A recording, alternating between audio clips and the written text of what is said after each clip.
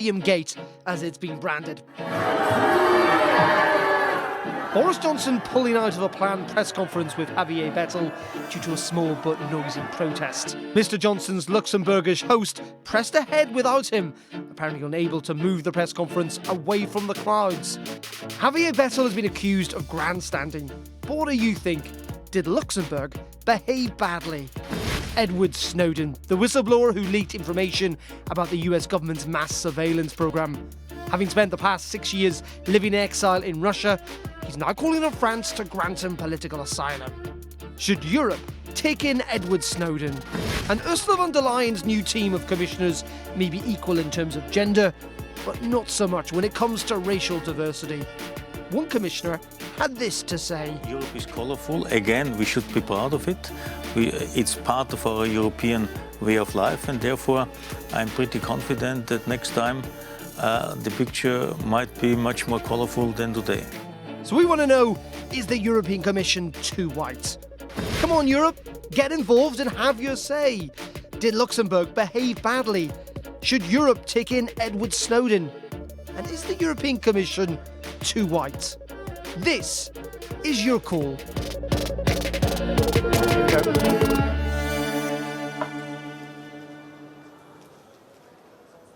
Well, there we go. We want you to get involved in that debate. But also, joining us live here from the European Parliament in Strasbourg is Belinda Lucy. She is a British MEP with the Brexit Party. Belinda, what's got you agitated or animated this evening? This evening. I mean, clearly what you kind of feel quite strongly about what happened in Luxembourg yesterday. Well, I have great respect for the people of Luxembourg. It's a beautiful country. My battle is not with the people at all. This is purely about targeting and humiliating a leader of another country when, I mean, from the Brexit Party's point of view, all we have is friendship to offer. Okay. So did Boris bottle it, or was he humiliated? Which one do you think? Get involved. We want to hear from you. And also joining tonight is Juan Fernando Lopez Aguilar, who is a Spanish MEP with the Socialists and Democrats. Good evening to you, Juan. Good evening. What about you? What do you think about, let's say, Edward Snowden, for example? Do you think he should be allowed asylum or refuge in France? Surely there would be an argument.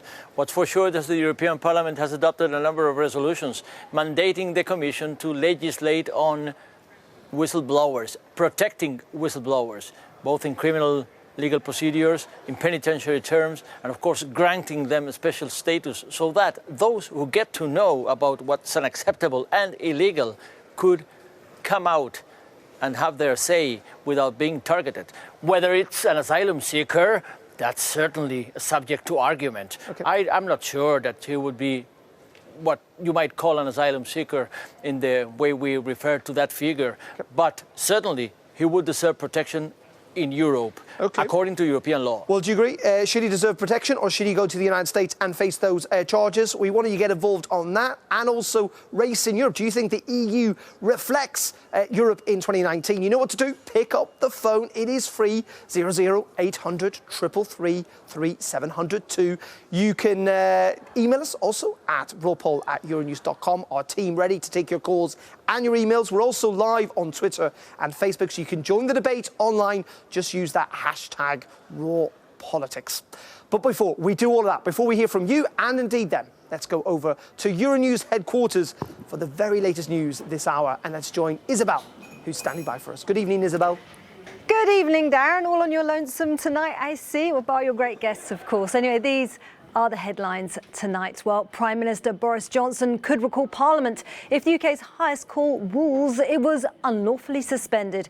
Well, the Supreme Court today began hearing appeals over the legality of Boris Johnson's closing down or proroguing of Parliament for 5 weeks. Mr Johnson said the closure was needed to allow him to introduce a new legislative agenda. But opponents say the real reason is to prevent scrutiny by MPs on his Brexit plans. A verdict isn't expected until Thursday at the earliest. Israeli Prime Minister Benjamin Netanyahu is fighting to hang on to power in the country's second election in less than a year. It's been billed as one of the closest election campaigns in the country's history, with Netanyahu's Likud party in a dead heat with rival Benny Gantz's blue and white opposition. We'll have more on early results after polls close later this evening. And Spain could be heading towards its fourth election in 4 years, following opposition parties spurning the ruling socialists' call to allow the formation of a government. Well, after a day of frantic talks, caretaker Prime Minister Pedro Sanchez failed to convince other main party leaders to back a minority government. Now, if there is no prospect of a parliamentary vote next week to install a new government, a general election will be held on November the 10th. And those are our top stories now. Back over to you, Darren, in Strasbourg. Isabel, thank you very much indeed. A full news bulletin coming up at the top of the hour. It looks like potentially both Spain and the UK going to the polls in November. We'll keep across that for you here on Euronews. But first, let's look back at what happened in Luxembourg yesterday. I was there, quite another extraordinary Brexit day. Not only had we had Jean-Claude Juncker and Boris Johnson seemingly disagreeing on the progress that was being made in these Brexit negotiations, but also we had this extraordinary incident where Boris Johnson didn't take part in a press conference because of rather loud protesters very close by. Many people say he was humiliated. Many people say he made the right decision not to go ahead with that press conference. What do you think? We want to hear from you. People already tweeting in. Sven saying that Britain's Brexit enthusiasts have spent their time demonising and insulting EU countries. Snide remarks about Juncker, or indeed about the French president and the Germans or the Italians. And also in Moles saying, no, Luxembourg wasn't unfair to Mr Johnson, who they describe as having Mr Johnson having a great plan up his sleeve, but he's not telling anyone. Belinda, let's start with you. I mean, I think possibly that is a fair reflection of where Boris Johnson is at the moment. But you say it was humiliating. You say it was kind of orchestrated in some way. Even if that was the case, Boris still made the wrong, or the British Prime Minister, I should call him, Boris Johnson, still made the wrong decision not to do that press conference. Well, if it had been me, I would have liked to have thought I had the sort of courage to confront the demonstrators and call them out, and even call Bettel out for orchestrating it. If you think he was orchestrating it, which we slightly do think he did, then I'd have liked to have seen him do that and then perhaps walk away, because there was no way they could have been heard. Even the BBC said it was right for Boris to not partake in it because there was no way anyone was going to get, Boris was going to get fair hearing. And I just thought it was rather unkind in a way to carry on with the press conference without Boris there, rather than rescheduling it to a time where at least Boris could then challenge what Bettel said about, all the Brexit accusations he made. But he got to say them unchallenged, which is maybe what he prefers. What do you think about what do you think about Prime Minister Bettel's behaviour yesterday? He was certainly frustrated and certainly furious. That came across in his press conference. But was it right to have that podium and to make a thing of it? Well, we're not talking about Luxembourg. We're not talking about the Luxembourgish people. We're talking about a certain situation that took place in Luxembourg on live. And that happens when you're a prime minister and you have to face facts on live and take decisions. And if you're confronted by a certain expression of dissent or dissatisfaction or maybe the contrary of sympathy of whatsoever kind, you have to face it on live. And that's what I would have done, because he was there. He was there for good reason. He was there to make the British case before a relevant member state of the European Union, which means the Luxembourgish government. And it was a scheduled press conference.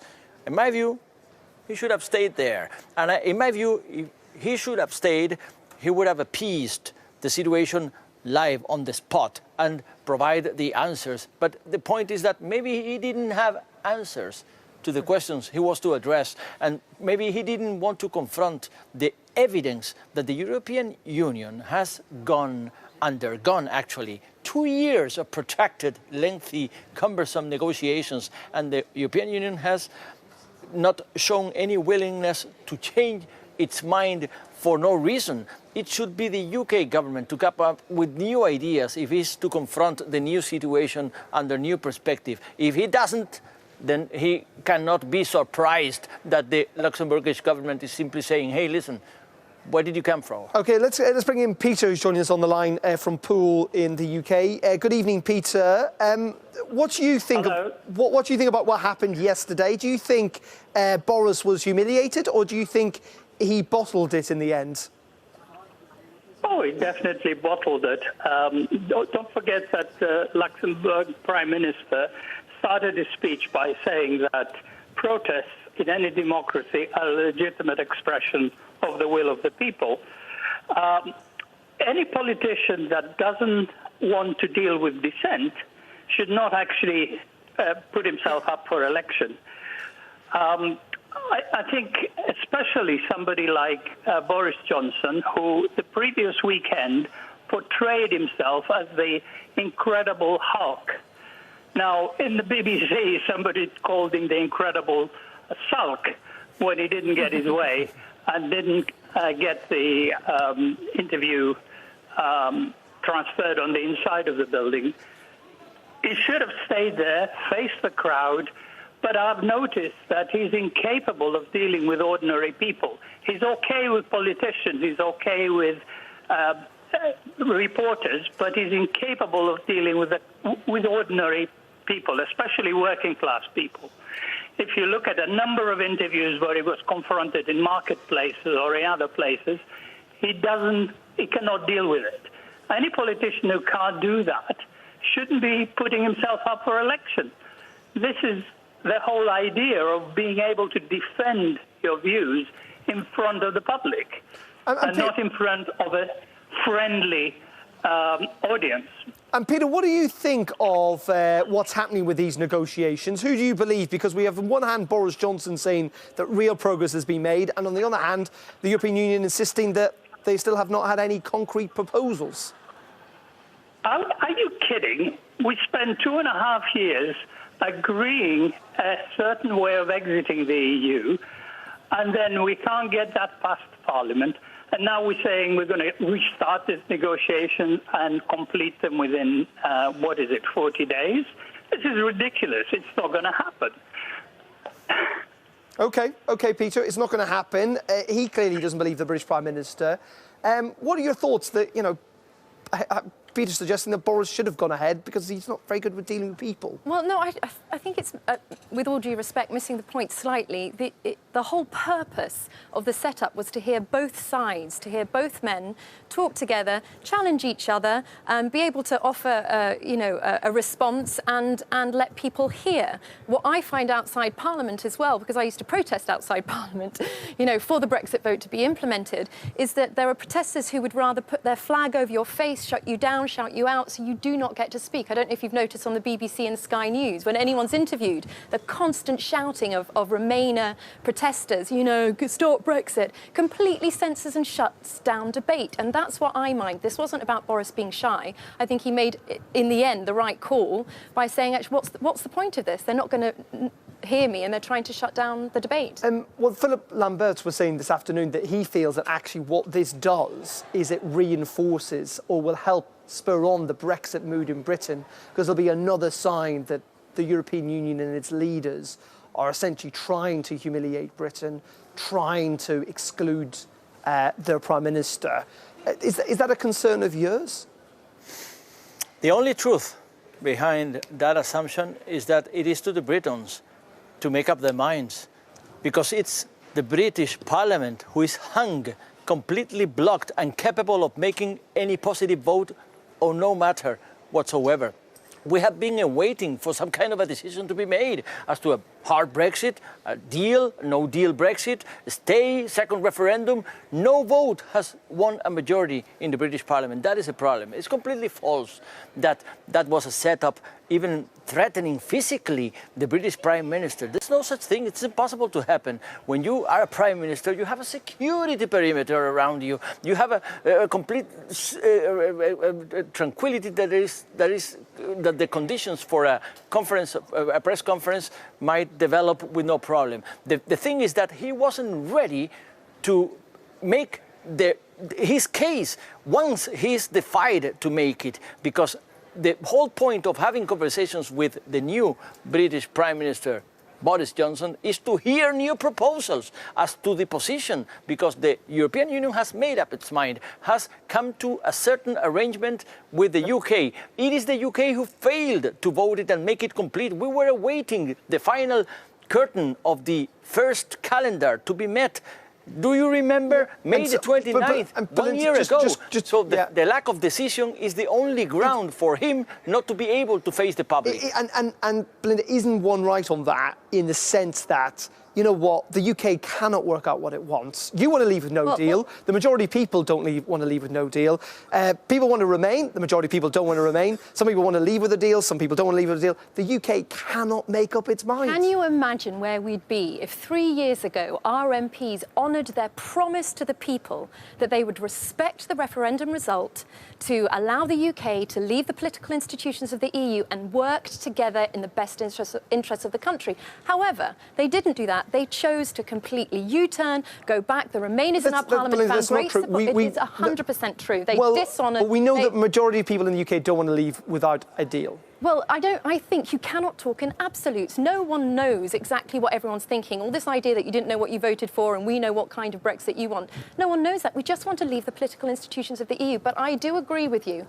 I think that from the Brexit Party's point of view, we absolutely put blame firmly at the door of our incompetent and unwilling Remainer MPs in our parliament that has... The chaos isn't Brexit. The chaos is our parliament resisting implementing a democratic vote. And we thought the EU supported democracy. It should be supporting implementing the vote, not giving us such a terrible deal that we were never going to vote it through. Guys, we've got lots more foot goals on this, so we're going to pause there for a time being, though, because we're going to take a quick commercial break. But we want to know what you think on tonight's topic. Should Europe take in Edward Snowden? He wants, apparently, to seek refuge in France. Should he be allowed to? Also, is the European Commission too white? There's been never, ever a commissioner of colour. Should that have changed this time round?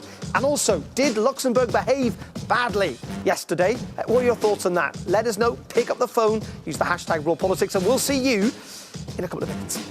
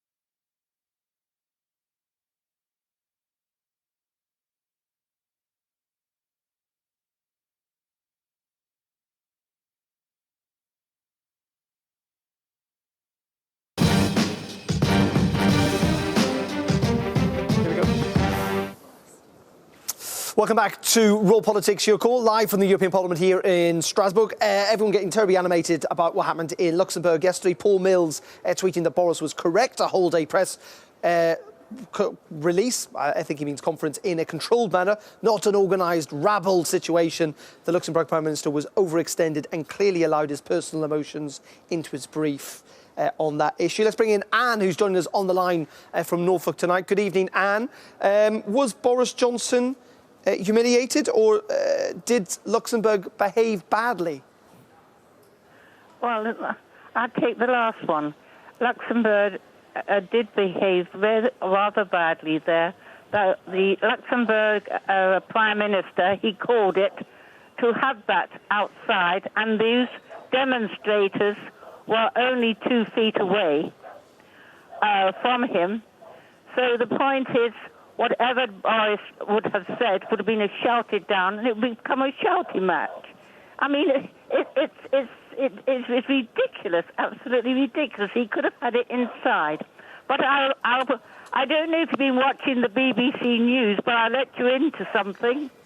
The conference with the Liberal Democrats, guess who turned up there? Von Herstein. And he stood up and he said he wants to have not a European Parliament, but an empire. Okay. Now, what do you think of that? Okay, and thank you for that. Guy Verhofstadt turned up at the conference in Britain talking about a European empire, slightly different issue. But on this thing, let's just kind of look at the kind of diplomatic relations involved in this. Because there is this kind of unwritten kind of code, isn't it, that leaders should treat each other with respect. And I suppose the angst finally on this comes down to that Britain wouldn't have done that to the Luxembourg Prime Minister. They wouldn't have had the podium there. They wouldn't have kept the flag there. They wouldn't have emphasised. And that was a very deliberate attempt to make a big thing of something that really shouldn't have been a thing. That's an interpretation, but it's not the only one. Luxembourg is a small country, one of the smallest in the European Union. And, it's a situation that might take place in any democratic and open society. Some citizens which simply disagree with the idea of prolonging this agony of never-ending Brexit to be given a kick, to give it another go. So they expressed their dissent right on live and could have been addressed and faced that kind of a situation and solved. I insist, the UK Prime Minister is no ordinary citizen. He goes with a bunch of bodyguards around who make sure that there is no threat, there is no way that people can simply put or lay their hands upon him or cause him physical difficulties in order to overcome a political situation which is faced, that you are expected to come up with some slight new idea in order to unblock the situation. But if you are not willing to do so because you're incapable of doing so, you cannot simply expect everybody to applaud and give a hand when you say that it is the European Union who should be moving their position, not me, not coming up with a new proposal. It is the European Union who should be moving somewhere else. No, excuse me, this is not a position to be endorsed by the European Union and by no Prime Minister of a European I just want to member respond state. to this constant assumption that we don't have ideas, and we could come up with a million ideas that work perfectly and they'd still be rejected by the EU. We could have St. Peter and St. Paul on the border of Ireland giving out gold coins and watching everyone pass. It still wouldn't be acceptable to the EU. The point is they're not interested in alternative arrangements. They're not interested in other proposals. They want the EU treaty passed through because it is good for the EU and it is bad for the UK. Remainers agree, Brexiteers agree. Only 5% of the UK population liked May's deal. If you allow me, I would simply add that this is a case study of a lose-lose negotiation and a lose-lose outcome of that negotiation. And we have always been well aware of it. Have you? Because it is not true that this is a win-lose situation. The European Union wins, but the UK, poor UK, simply loses. Of course not. We all lose. But it was the UK choice to make it in all this mess, in all this labyrinth, which is never ending. It was the UK choice to put us all together in this agony of a negotiation. Imagine giving a democratic vote to the people and asking for their consent. Doesn't it cause trouble? It's an inconvenience. Which is a case study of lose-lose situation. No added value, not in the negotiation, not in the result. But I insist, it took us 2 years and a half. The deadline is overdue long ago. And still, the UK is still in this European Parliament. But you like our £1 billion a month that we pay when we're in. It's still behaving like a nuisance for the rest of the European Union, imposing their monothematic agenda to the rest of us. So it is about time that the UK comes to a new idea. Yeah. Okay, let's bring in Gary Berkshire. Gary from Berkshire. Good evening, Gary. I'm not entirely sure what your surname is, but good evening to you. What, Gary, do you think? Do you think Luxembourg behaved badly yesterday? Do you know what I think? What a great debate we've just had for the past 5 or so minutes. And that represents the view in the UK. We've got this plus for Brexit and negative for Brexit. But actually, to answer the question, No, I don't think Luxembourg, Vettel behaved badly. I think he got caught up in the moment, and his frustration, like the frustration of millions of people across the UK, I think his frustration just boiled over. And I don't think he did anything wrong. I think it was just one of those moments which were put together, and a live situation and a number of factors brought it all together, and I think he just said what he felt. And actually, in my opinion, long overdue, to be fair. But on this case that, you know, his actions have in some ways reinforced the view in Britain that the European Union is willing to humiliate the UK. Is that reflected in the people that you talk to, Gary? Is that what people are saying to you? How do other people that you talk to view what happened yesterday? Well, the majority of people that I speak with are Remainers. However, for Belinda's benefit, I did actually vote Leave, but I've changed my mind. But we think, at least in my circle, we think Boris is not fit to be PM. And to coin a phrase, he actually has form of not turning up and leaving empty podiums. We saw that when in the television debates for him to become leader of the Conservative Party. But we don't think, at least in my circle, that actually there was much wrong with what has happened in Luxembourg. We think Boris is more of a problem than the comments coming out of Vettel, to be fair. OK, Gary, thank you very much indeed for that. Just finally on this before we go to a break, and we'll move on to Snowden and indeed to race in the European Commission afterwards. Like, even looking at tonight, that you two debating and talking about this, isn't this a sign, whatever you think about Brexit, the longer it carries on, what's happened over the last 3 years has damaged relations between Britain and not just the EU, but other EU nation states? It should have never happened. The only additional point I can make by now is that it was never true that the EU was bound to humiliate, quote unquote, the UK. On the contrary, we would have liked that result of the referendum never to happen. We would have done everything in order to keep the UK tied to the European Union, together with the European Union. And we are, of course, embracing the very idea that the UK remains. The UK is represented in this European Parliament. The UK is represented in the European institutions. So the whole idea was that it should have never happened. But once we got involved in this negotiation, because of the result of that referendum, which expresses democratic will by the British citizens, at least honor the political will of making it happen. Okay. The negotiation came to an end with a certain result. Please endorse it and make it happen. I would just like to say the EU is not keen on getting the citizens' consent on its membership, doesn't like referendums. It never has liked referendums when they produce a result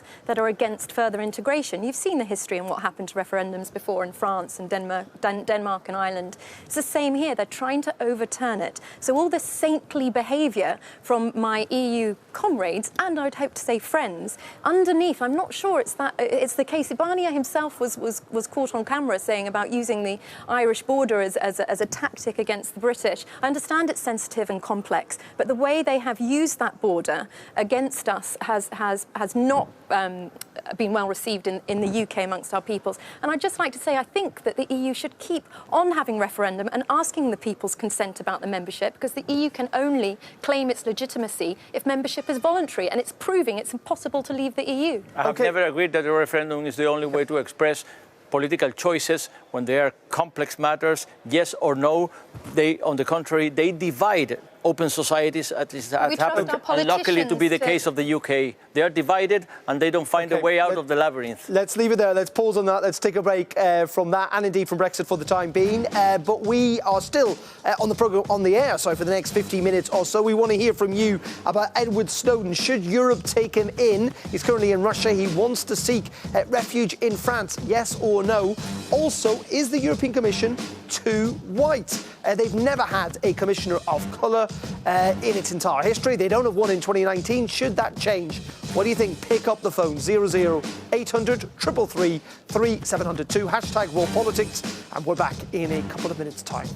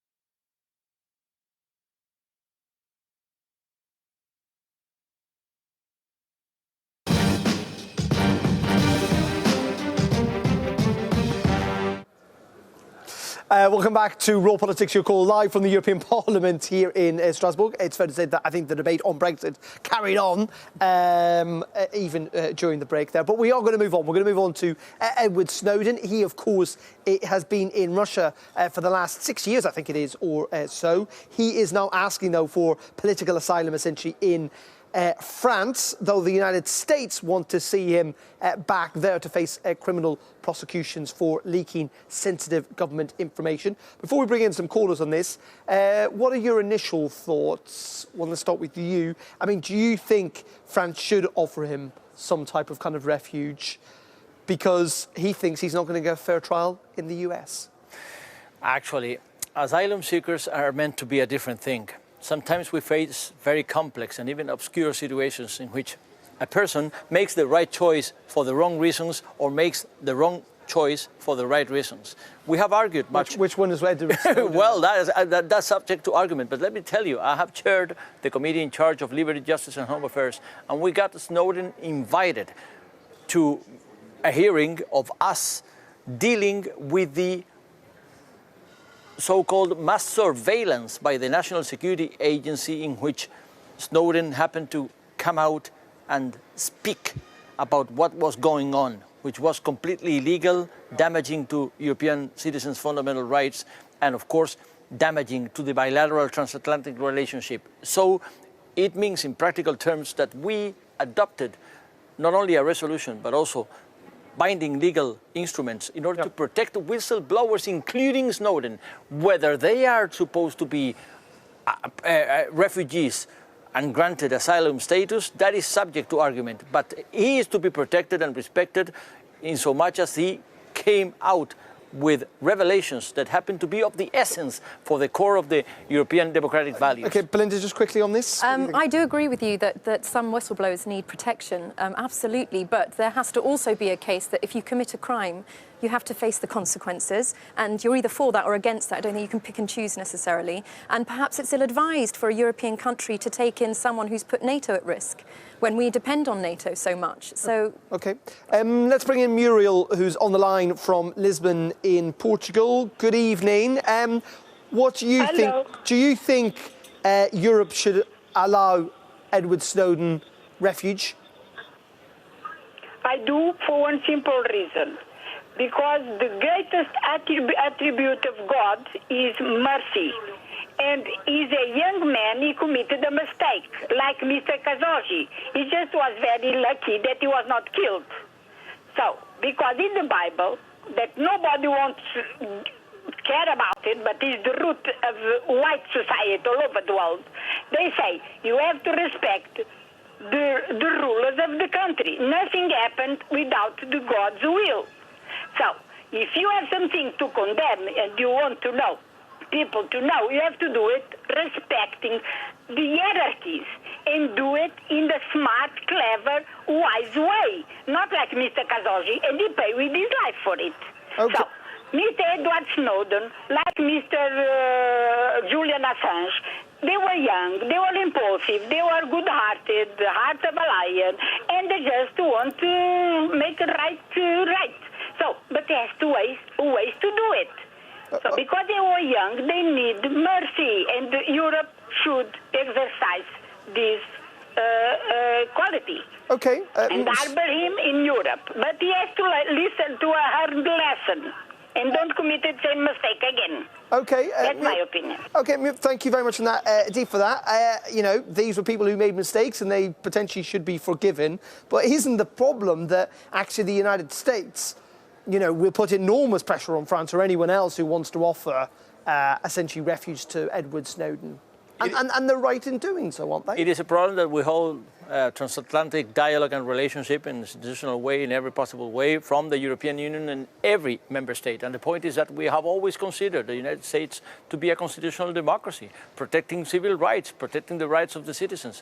And they have deemed to be a reliable criminal justice system, in so much as we grant refugee status someone who broke the United States law, federal law, and make it deliberately, we are somehow sending the message that constitutional democracy is not reliable anymore in the United States. Are we ready to make that choice? Are we ready to state that case? Yeah, and It's a tough decision. President Trump wouldn't allow that. Well, I just think the US is one of our greatest allies. It's ensured peace in Europe. NATO is incredibly important to the peace and security of European nations. And I just think it's not a very healthy way to treat a friend, to offer sanctuary to someone who has put their country at risk. And also, I think it does send a dangerous message. I do agree with you. We're then saying America isn't fit to hold fair trials. Having said this, I insist on the importance of the revelations themselves,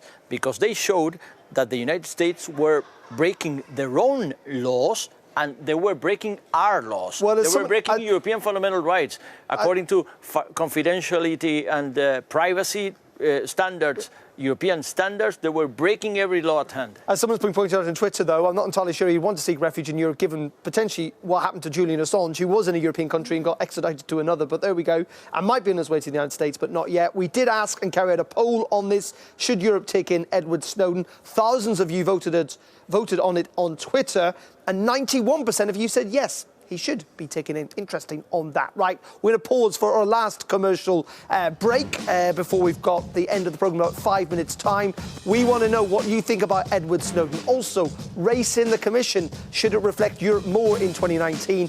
And did Luxembourg behave badly yesterday? It's got you talking. Join us on that and whatever else you've got to say in the next couple of minutes here on Your Call on Raw Politics. Stay tuned.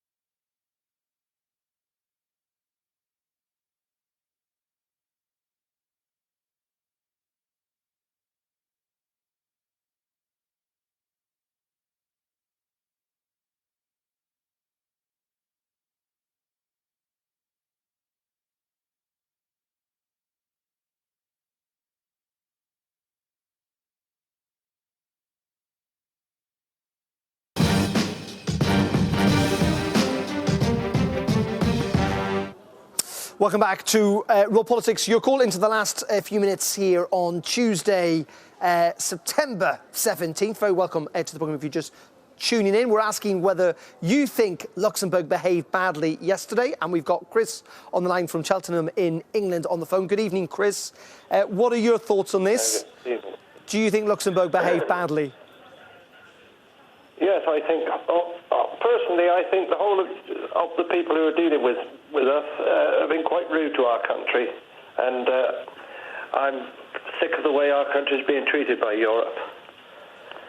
What do you mean by that? Why do you think Europe's treating Britain badly? Especially the French bloke who's dealing with it. He's always... strikes me as a big-headed sort of fella, going around thinking he's the king of Europe, saying that this is deal or this is not a deal. To the ordinary common person who voted to come out of Europe, we want our vote to be respected. I don't particularly want people taking our government to court all the time, every time they're trying to run the country and do what the British people wanted them to do. And we're tired of being kicked around by Europe. And we're tired. Chris, would you say that Britain's been kicking around Europe for quite a long time? No, you've been pretty rude to our country, Europe. Just remember back in the war when my grandfather and my father fought in the war for Europe, when we went over there, when we were fighting on our own before America came in. We were saving you over there, and you owe us something. So you honour our vote that we wanted, and stop putting things in the way and backing these people taking our government to court because they're doing what the people asked them to do. Okay. I'm a common person in this country, right? I'm not rich. I'm an ordinary person in this country. I took the time to go out and vote, and I had confidence in the government that they would see it through. But all I'm seeing myself is that people are trying to stop us from coming out because I can't accept the vote. Okay, Chris, thank you very much indeed for your call. Much appreciated. A sign of the depth of feeling that people feel that their voice is not being heard. And I have to say, most people tweeting in do think that Luxembourg did behave badly. Helen Hunter saying that Nigel Farage was quite right. It was shameful behaviour. Jen saying, I think Luxembourg did treat Boris very badly. And of course, it was a set-up. We've also got Sven saying that he thinks that Boris Johnson, when he was made Prime Minister, held his press conference in Downing Street with protesters shouting, no one got the blame and he didn't get insulted, he didn't run away, that this false outrage is just that, false. Just very quickly, in the space of 10 seconds, we've got a vote tomorrow in Parliament here about whether there should be an extension to this process if Britain asks for it. Do you think there should be an extension? There should be an extension in the case of the UK, asking for an extension. Otherwise, there's no point. I absolutely don't think we're paying $1 billion extra a month. You keep saying you want us out, and to stop all this delay and this chaos, then let us leave. Just say no to the extension. I don't want you out. I don't want you out. I'm just following your... You want the troublemakers out. And please, can I beg you to stop talking to the Remainer MPs in our Parliament? Okay. You're following your script. My script says that the UK should have remained all the way. Long time. My word, Brexit, never ending. Anyway, let's get tonight's last word.